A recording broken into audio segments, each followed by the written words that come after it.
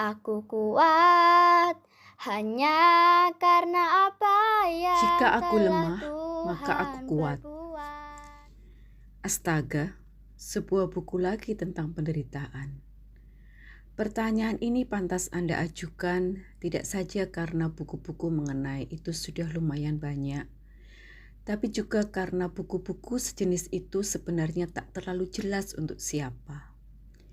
Bagi orang-orang yang hidupnya sehat-sehat saja dan tenang-tenang saja, membicarakan penderitaan dan kesakitan ibarat sedang asyik-asyiknya menikmati konser musik klasik. Temannya duduk di sebelah mengajak ngobrol tentang politik. Tidak nyambung, sangat mengganggu. Seorang teman saya setengah berseloroh pernah berkata, "Kalian orang-orang Kristiani punya hobi jelek, senang mengganggu kenyamanan dan kenikmatan orang lain. Ketika orang baru mau makan enak, kalian ajak untuk mengingat-ingat yang kelaparan. Ketika orang sedang asik-asiknya menikmati kehidupan, kalian bawa-bawa soal kematian dan hidup di tanah seberang.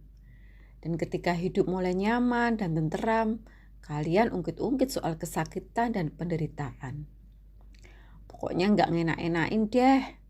Itu pendapat mereka yang sehat. Bagi yang sakit, lain lagi. Membicarakan sesuatu yang kebetulan tengah dialami secara langsung memang menarik. Akan tetapi, banyak yang sudah terlalu sakit sehingga tak mampu lagi membaca. Dan bagi yang sakit tetapi masih mampu membaca, apakah buku semacam ini ada gunanya? Mampukah ia menjawab pertanyaan-pertanyaan baku yang berkecamuk di benak si penderita sampai tuntas? Misalnya, mengapa mesti ada penyakit? Untuk apa Tuhan menciptakannya dan kenapa Dia membiarkannya? Tambahan pula, mengapa saya? Mengapa penyakit ini? Dan mengapa sekarang, tidak nanti? Apa dosa saya? Tetapi menarik atau tidak menarik, buku-buku jenis ini tetap saja ditulis orang. Dari dulu sampai sekarang. Dari tokoh-tokoh klasik semacam Agustinus, Kierkegaard, dan Tolstoy, sampai penulis-penulis yang lebih kontemporer seperti Alexander Solzhenitsyn, C.S. Lewis, dan Harold Kushner. Dan ternyata tetap saja diminati. Buku kecil ini tentu tidak ada apa-apanya dibandingkan dengan mahakarya para penulis raksasa yang saya sebutkan di atas. Tidak ada pretensi atau klaim apapun dari pihak saya sebagai penulisnya. Tidak ada jaminan bahwa semua pertanyaan Anda akan terjawab dengan memuaskan. Juga tidak ada janji bahwa buku ini mengandung hal-hal baru yang belum Anda ketahui sebelumnya. Saya menyunting kembali dan kemudian membukukan serial Sabda yang semula dimuat di harian Sinar Harapan ini hanya didorong oleh satu alasan pokok saja, yaitu rasa ingin berbagi. Pertama, saya ingin membagikan proses pergumulan iman saya sendiri tatkala mesti hidup dengan penyakit mematikan, yaitu sirosis dan kanker hati, yang telah saya idap kurang lebih 20 tahun lamanya.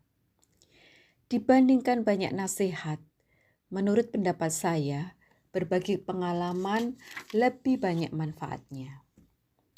Kedua, saya akui buku ini berutang banyak sekali kepada Philip Yancey, khususnya dari karyanya Where is God When It Hurts? Buku ini banyak membawa pencerahan dan memberi kekuatan kepada saya. Dan Tuhan mengajar saya, supaya setiap kali menemukan sesuatu yang baik dan bermanfaat, saya tidak pelit membagikannya sebanyak mungkin kepada orang lain. Oh iya, satu hal lagi.